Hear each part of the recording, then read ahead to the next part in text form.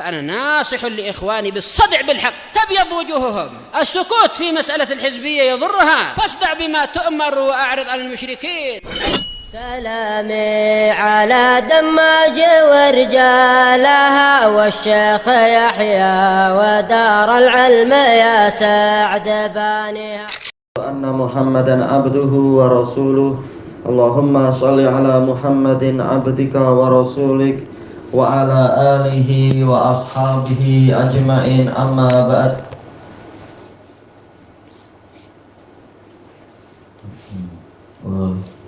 Semalam yang As-Sa'di sudah selesai belum? Pastikan. Sepertinya Anda belum selesai menyebutkan faedah di tentang apa ayat sayaqulus sufaha dan seterusnya. Berarti kita masih mengambil faedah dari Imam As-Sa'di rahimahullah. Baik. Yang terakhir kita dapatkan adalah penjelasan bahwasanya apabila wilayah barat dan timur, arah barat dan timur itu semua adalah milik Allah dan tidak ada satu arah pun yang keluar dari kekuasaan Allah Ta'ala. Dan di samping itu Allah Ta'ala membimbing orang yang Dia kehendaki kepada jalan yang lurus. Dan di antara jalan yang lurus tadi adalah yaitu hidayah Allah kepada kalian untuk menghala ke kiblat ini, yang mana kiblat ini adalah bagian dari agama nenek moyang kalian yaitu Ibrahim. Maka setelah mengetahui ini semua, dengan sebab apa dan untuk apa ada orang yang menentang dipalingkannya kalian kepada kiblat yang sudah masuk kepada kekuasaan Allah tadi. Seluruh arah adalah milik Allah. Maka kalau Allah menyuruh kita untuk menghala ke Ka'bah yang di Baitullahil Haram, apa alasan orang untuk menentang? Baik. Karena apa? Karena kalian wahai kaum mukminin, kalian bukanlah menghadap ke suatu arah yang bukan menjadi kekuasaan Allah. Itu masih kekuasaan Allah. Maka apabila Allah memalingkan kalian ke suatu arah yang masih menjadi wilayah kekuasaan Allah, dan semuanya memang kekuasaan Allah, maka yang seperti ini mewajibkan bagi kalian untuk tunduk patuh pada perintahnya, dengan semata-mata Dia memerintahkan pada kalian menghala ke tempat itu atau kemanapun, tunduk patuh saja. Kenapa membantah? Maka itu dari sisi kekuasaan Allah Ta'ala, itu saja mewajibkan kalian untuk tunduk patuh. Maka bagaimana apabila keadaannya lebih dari itu, yaitu apa? Dihadapkannya kalian ke arah Ka'bah, itu bagian dari kurnia Allah pada kalian, bagian dari hidayahnya dan bagian dari kebaikannya, yang mana Dia membimbing kalian kepada Ka'bah tadi, yang mana ini adalah masjid terbaik, kiblat terbaik dan seterusnya. Maka orang yang membantah kalian dalam masalah ini adalah orang yang membantah, menentang kurnia Allah, karena mereka dengki pada kalian dan ingin bersikap melampaui batas, zalim pada kalian.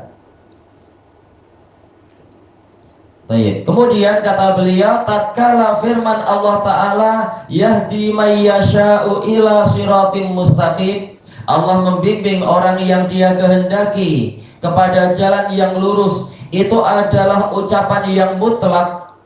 Sementara itu sesuatu yang mutlak dia dibawa kepada sesuatu yang terikat. Kalau apa? Kalau ada dalil yang lain yang menunjukkan suatu ikatan, tapi kalau tidak ada dalil yang lain berarti mutlak tetap mutlak. Baik. Maka hidayah dan kesesatan dua-duanya adalah yaitu hidayah dan kesesatan itu dua-duanya memiliki sebab. Apa sebab seseorang mendapat hidayah? Apa sebab seseorang menjadi tersesat? Yang sebab-sebab tadi akan mewajibkan munculnya perkara itu. Munculnya apa? Hidayah, munculnya kesesatan. Dan ini ini disebabkan diwajibkan oleh hikmah Allah dan keadilannya. Allah dengan hikmahnya dan keadilannya menjadikan seseorang itu tersesat dan seterusnya. Dan Allah telah mengkhabarkan di lebih dari satu tempat dari kitabnya ini, menghabarkan tentang sebab-sebab hidayah yang apabila seorang hamba menempuh sebab-sebab tadi, dia akan mendapatkan hidayah itu. Sebagaimana firman Allah Ta'ala, yahdi bihillahu manittaba'a ridwanahu subulas salam. Dengan Al-Quran, Allah akan membimbing orang yang mengikuti keridhoannya. Orang-orang yang memang berusaha mencari keridhaan Allah, Allah akan membimbingnya kemana? Subulas salam, kepada jalan-jalan keselamatan. Asal menempuh jalannya, mengikuti Quran secara zahir dan secara batinnya memang niatnya mencari ridha Allah, maka dia memang akan mendapatkan hidayah. Allah menyebutkan di dalam ayat ini, ayat apa? Ayat yang sedang kita bahas sekarang ini, yaitu sebagaimana dalam ayat yang lain Allah menyebutkan barang siapa ikut Quran dan mencari ridha Allah, dia akan terbimbing kepada jalan keselamatan. Maka untuk ayat yang ini Allah menyebutkan sebab yang akan mewajibkan datangnya hidayah untuk umat ini secara mutlak dengan segala jenis hidayah. Dan itu adalah kurnia Allah Ta'ala kepada umat ini. Allah Ta'ala berfirman dalam ayat setelahnya, wa kadzalika ja'alnakum ummatan wasata. Dan seperti itu pula lah. Baik, makanya ayat ini memang tidak terpisah dari ayat sebelumnya. Allah mengatakan wa kadzalik, seperti itu pula. Makanya memang apa? Bagus kalau disatukan di dalam pembahasannya. Sebagaimana Ibnu Katsir juga menyatukan ayat ini dengan ayat sebelumnya di dalam pembahasan. Demikian itu, yaitu seperti itu pula lah kami jadikan kalian sebagai umat pertengahan yang terbaik. Kata beliau, makna wasatun adalah adlan khiyara, yang adil yaitu yang lurus, dan khiyaron yang terbaik. Adapun yang selain wasat, selain pertengahan, maka mereka itu adalah di tepi-tepi, di ujung-ujung, akan masuk kepada bahaya-bahaya besar, khatar, yaitu apa? Bahaya yang besar. Maka Allah menjadikan umat ini di tempat yang pertengahan dan terbaik dalam seluruh urusan agama. Sebagaimana Makkah itu adalah Ummul Qura, induk dari segala negeri. Memang dialah tengahnya, tidak seperti sudut pandang orang-orang kafir. Pusatnya ada di yang ada jam Big Ben itu untuk perhitungan ini dan itunya, perhitungan derajat dan sebagainya. Bahkan waktu juga mengkiblat ke mereka, naudzubillah. Padahal Allah menjadikan kiblatnya adalah yang di Makkah itu sebagai induk segala negeri, yang tempat peribadatan pertama juga ada di situ. Bahkan di sebagian hadis, walaupun ada kritikan sanadnya, tapi makruf di kalangan ulama bahwasanya kalau kita tarik garis ke atas dari Ka'bah ke atas langit itu akan sampai ke Baitul Ma'mur, dan itu bukan mustahil. Jumhur ulama memang memilih pendapat itu. Mungkin mereka punya sanad yang lain, wallahu a'lam. Sebagaimana yang di bumi ini pusat peribadatan ada di Ka'bah, maka yang di langit sana pusat peribadatannya adalah di Baitul Ma'mur, yang mana para malaikat setiap hari 70.000 datang ke situ. Memang pusatnya, intinya ada di Ka'bah, ada di Makkah sana. Maka apabila umat ini memilih kiblat yang itu, yang memang menjadi kiblat nenek moyang dari 3 kelompok terbesar di dunia. Nenek moyangnya siapa semuanya? Yaitu Nabi Ibrahim. Maka ini sudah menjadi umat yang pertengahan dan terbaik kalau memilih itu. Tinggal apa? Melengkapi yang lain-lainnya. Yang pertama, kata beliau, Yang pertengahan yang terbaik dari sisi apa? Yaitu yang terbaik dari sisi sikap kepada para nabi.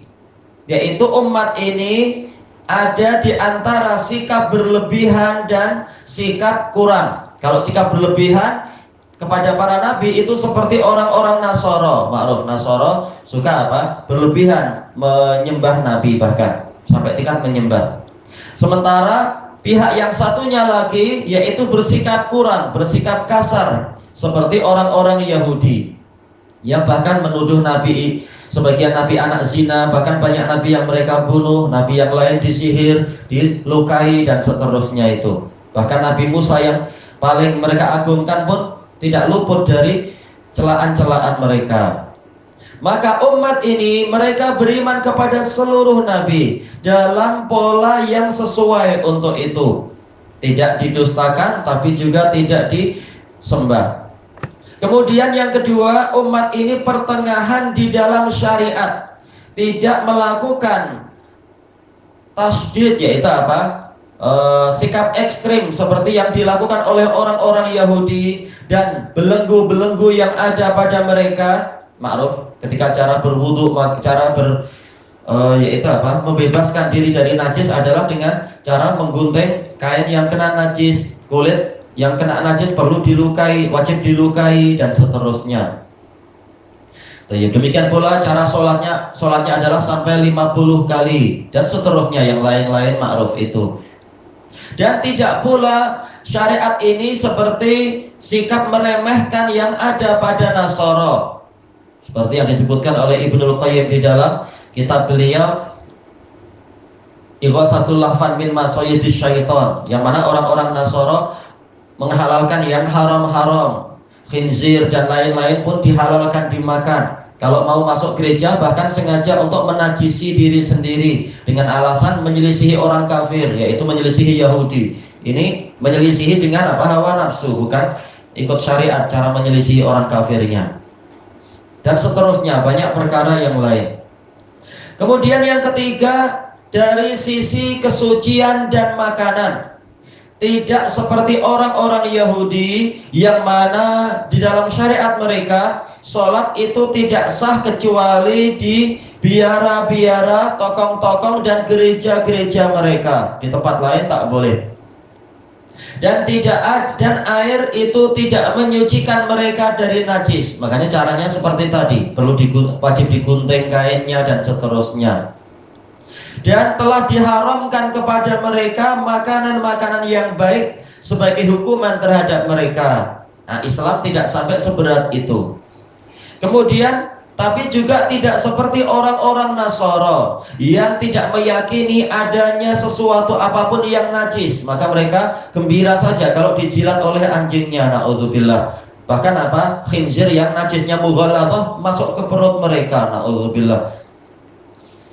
Mereka juga tidak mengharamkan sesuatu apapun. Bahkan mereka memperbolehkan apa saja yang ada. Bahkan juga titik sampai di sini berarti ya. Kemudian bahkan kesucian yang ada pada umat ini adalah kesucian yang paling sempurna dan paling lengkap dengan air. Kalau tidak ada air, maka apa? Maka Allah kasih keringanan, yaitu dengan tanah, karena ma'ruf tanah pun boleh menyucikan. Najis yang kena tanah lama-lama akan bersatu dengan tanah dan hilang najisnya itu. Tapi tentunya yang pertama adalah dengan air.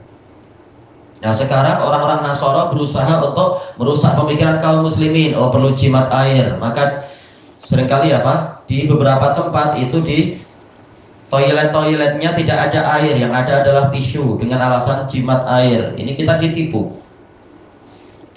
Kalau kita bertakwa, air itu akan selalu datang. Allah Ta'ala akan membantu itu. Wa alla mistaqamu ala tariqati la asqainahum ma'an ghadaqa. Kalau mereka mau istiqamah di atas jalan ini, kami akan beri mereka air yang banyak. Dan Allah memperbolehkan bagi kaum muslimin yang baik-baik berupa makanan-makanan, minuman-minuman, pakaian-pakaian, dan pernikahan-pernikahan yang baik-baik semua. Dan Allah mengharamkan dari mereka, terhadap mereka yang busuk-busuk dari itu semua. Makanan yang busuk diharamkan. Makanya Ibnul Qayyim dalam Zadul Ma'ad mengatakan, makanan kalau sudah mulai rusak, sudah mulai membusuk, jangan dimakan, karena di dalamnya pasti ada madorotnya. Ini adalah bagian dari syariat Islam untuk kebaikan kita. Kalau memang sudah mulai rusak dan ma'ruf, yaitu ada bakterianya dan sebagainya. Tapi kalau sekedar lembik-lembik saja, dalamnya masih baik, maka masih bermanfaat. Demikian pula minuman-minuman dan juga pakaian-pakaian yang baik-baik diizinkan, yang buruk-buruk tidak diizinkan. Demikian pula pernikahan yang baik-baik diizinkan, yang buruk-buruk yang akan merusak diharamkan.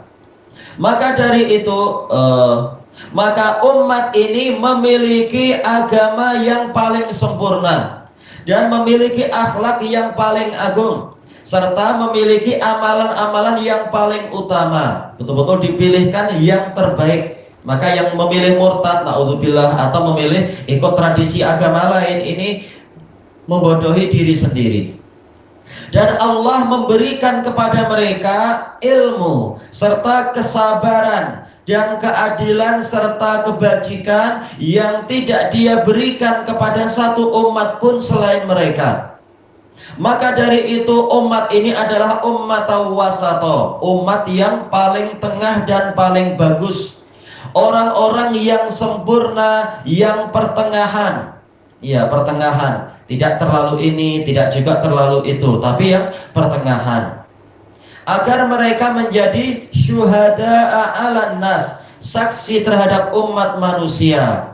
Kalau ekstrim, semua yang dipersaksikan akan dikatakan, oh semuanya lembik, semuanya lemah, semuanya tak ada agama.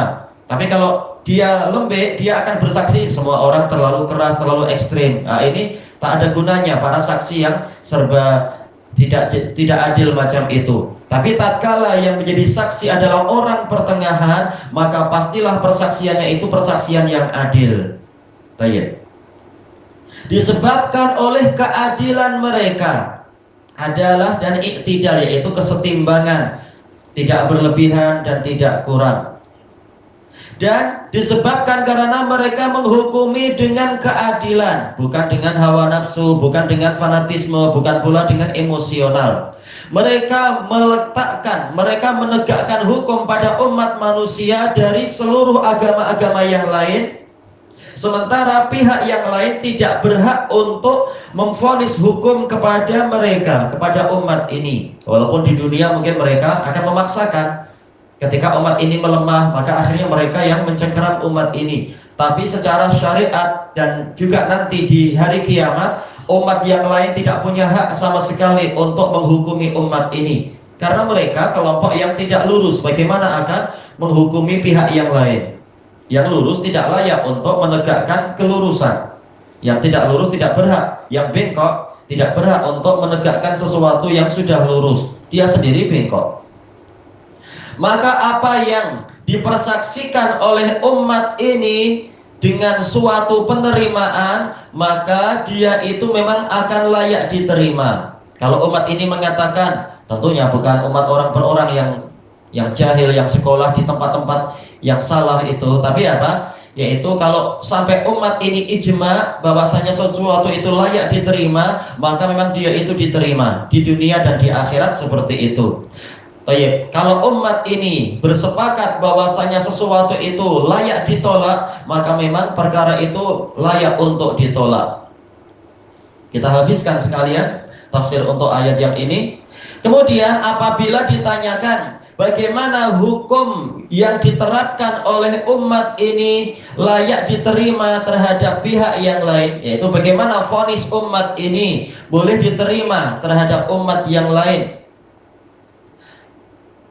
sementara setiap dua pihak yang berseteru, pihak yang berbalah, itu ucapan salah satunya terhadap pihak yang lain itu tidak boleh diterima. Dan ini pertanyaan yang bagus, yaitu apa? Ma'ruf, bahwasanya umat ini akan selalu bermusuhan dengan umat yang lain. Kalaupun umat ini cinta damai, umat yang lain akan berusaha menyerang dengan cara halus atau dengan cara kasar, dengan frontal atau dengan cara rahasia. Karena apa? Tidak mungkin selama umat ini mau ikut selama umat ini ikut Nabi Muhammad, kemudian umat ini akan setia dengan umat yang lain, itu tidak mungkin. Kesetiaan pada Nabi Muhammad itu menyebabkan mereka wajib berlepas diri dari pihak yang lain.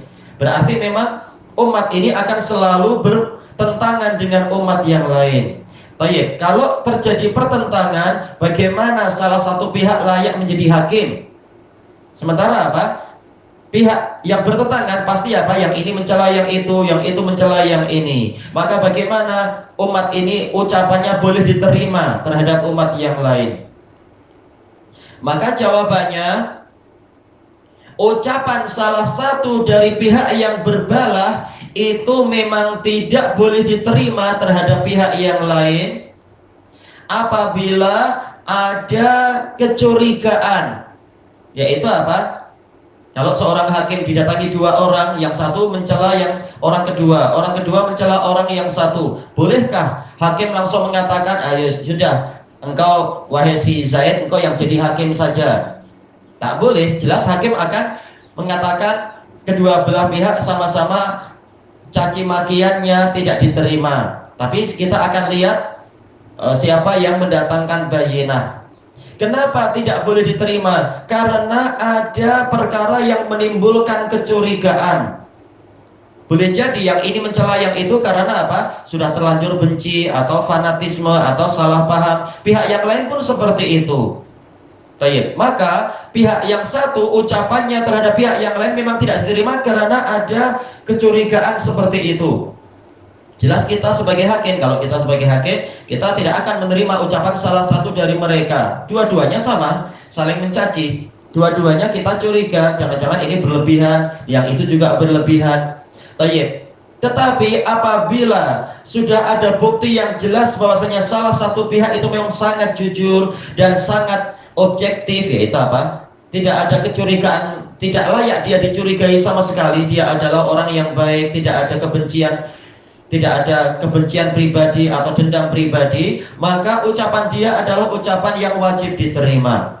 Makanya di sini Imam As-Sa'di mengatakan, adapun apabila kecurigaan itu hilang, yaitu memang tidak ada sesuatu yang layak dicurigai pada orang seperti ini, dan pihak yang ini sendiri memang memiliki kelurusan yang sempurna sebagaimana yang ada pada umat ini, bukan individualnya tapi secara perbandingan umat inilah yang memiliki kesempurnaan. Taib. Maka yang dimaksudkan oleh mahkamah adalah keadilan dan kebenaran. Nah, tatkala satu pihak memang terbukti mereka itu adalah pihak yang adil, pihak yang lurus, yang benar, berarti apa? Ucapan mereka itulah yang layak diterima, persaksian mereka layak diterima, sehingga layak satu pihak mengatakan, oh dia adalah pencuri, memang ada bukti dia itu adalah pencuri, dan yang menuduh memang apa? Dia adalah orang yang lurus, yang adil, yang baik, yang jujur dan sebagainya. Taib. Dan syaratnya adalah ilmu dan keadilan. Kata beliau, syarat seseorang itu ucapannya layak diterima adalah ilmu dan keadilan. Kalau dia bersaksi dengan kejahilan, tentunya tak layak diterima. Kalau dia bersaksi dengan cara yang ekstrim, yang berlebihan, yang tidak jujur, tidak adil, tentunya tidak layak diterima. Sementara dua syarat ini, yaitu ilmu dan keadilan, sudah ada pada umat ini, maka ucapan umat ini layak untuk diterima ketika bersaksi bahwasanya umat lain begini. Apabila ada orang merasa ragu tentang keutamaan umat ini, dan orang yang ragu itu mencari siapa yang mentazkiyah umat ini, maka ternyata yang mentazkiyah umat ini adalah makhluk yang terbaik, yaitu siapa? Nabi Muhammad SAW. Maka dari itu Allah Ta'ala telah berfirman setelahnya, wa yakuna rasulu alaikum syahida, dan agar Rasul ini yaitu Nabi Muhammad SAW sebagai saksi terhadap kalian. Sementara Rasul sudah bersaksi bahwasanya ijma umat ini adalah terpelihara, tangan Allah bersama jamaah umat ini. Berarti apa? Berarti umat ini memang ucapannya layak diterima karena sudah ditazkiyah oleh utusan dari langit. Baik, dan yang di langit sendiri sudah menurunkan surat khusus, yaitu apa? Maksudnya surat yaitu apa? Risalah khusus yang ada dalam ayat kita ini. Baik. Dan termasuk dari persaksian umat ini kepada umat yang lain adalah apabila nanti di hari kiamat, sebagaimana dalam Sahih Bukhari Muslim hadis Abi Hurairah itu, dan Allah menanyai para nabi, apakah mereka sudah menyampaikan risalah? Sementara seluruh umat mereka mendustakan itu. Masing-masing umat mendustakan bahwasanya Nabi itu sudah menyampaikan risalah pada mereka. Sebagaimana umatnya Nabi Nuh dalam hadis Abi Hurairah itu mengatakan tak ada satu Rasul pun datang. Na'udzubillah, padahal sudah didakwai 950 tahun.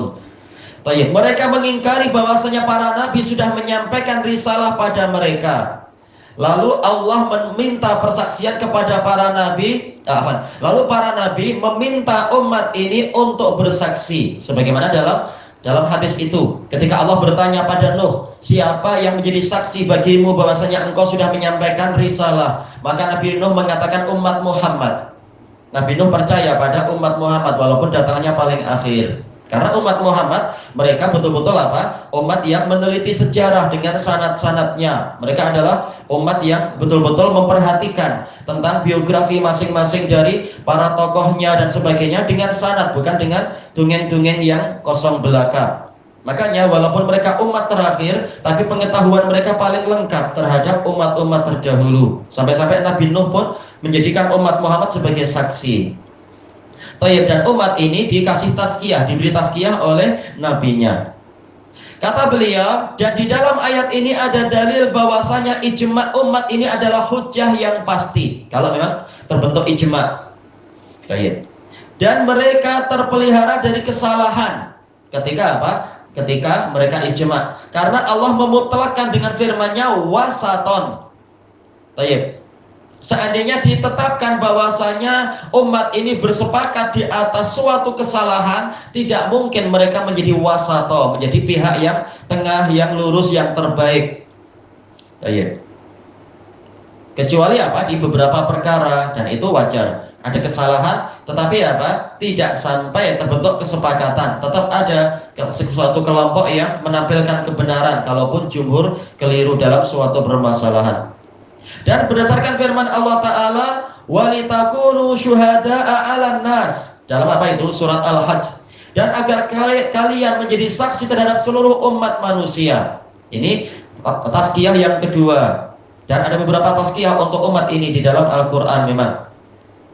Tayyib. Allah memutuskan bahwasanya umat ini apabila mereka bersaksi tentang suatu hukum, bahwasanya Allah menghalalkan ini atau Allah mengharamkan ini atau Allah mewajibkan itu, maka persaksian mereka itu terpelihara. Jadi sebagaimana umat ini menjadi saksi terhadap keadaan umat yang lain, mereka juga menjadi saksi bahwasanya Allah memang menghukumi demikian dan demikian. Kalau apa? Kalau terbentuk ijma, maka ini adalah hujjah.